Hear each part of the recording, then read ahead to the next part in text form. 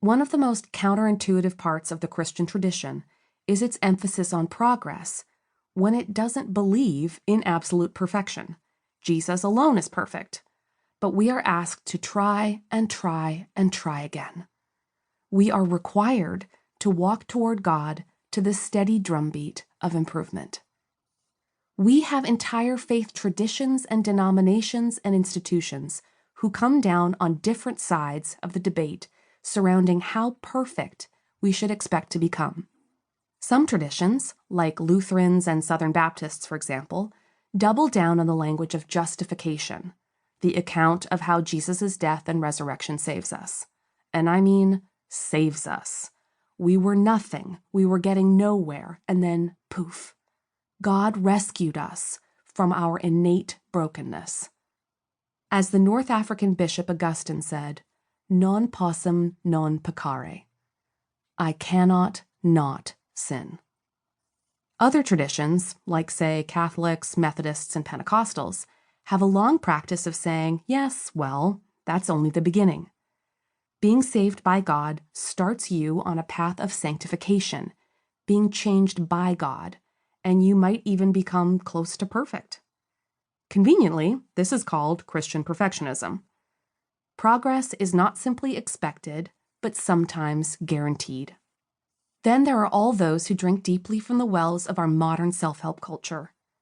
They take a very precious truth about faith, that we can grow closer to God and become more fully human, and transform it into a capitalistic imperative. Everything is possible if you attend this seminar, or buy this serum, or commit to this new series of habits.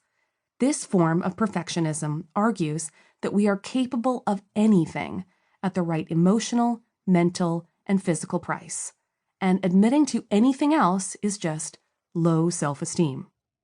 We are fine. No, not even that.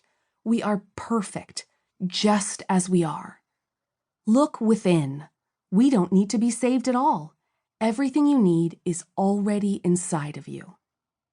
Which one is it? Are we terrible? Perfectible? Already perfect?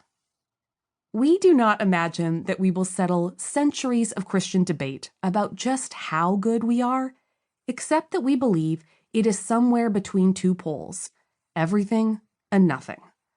Perfection is impossible, but transformation isn't. We can change a bit, if we really want to. This is the choice embedded in every day from the moment we wake up.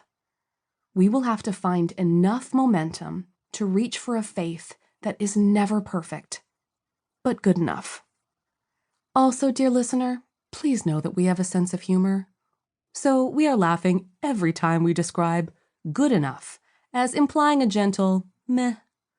We love God. We simply know that we will not be joining a monastic order anytime soon, and we'll have to figure out a reasonable spiritual plan given how much Netflix we're watching. What kind of faith is good enough? A good enough faith will establish a sort of rhythm of life to sustain momentum. These are not an effort to ensure 7 steps to guaranteed sainthood, but rather to remind us that closeness with God is not just a question of belief. It is also in the small actions we can take.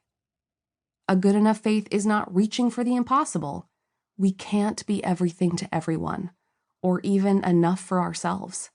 We're human. A good enough faith looks for beauty and truth in what's possible.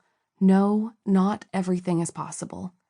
But we will hunt for the places where we can find an opportunity for a little more.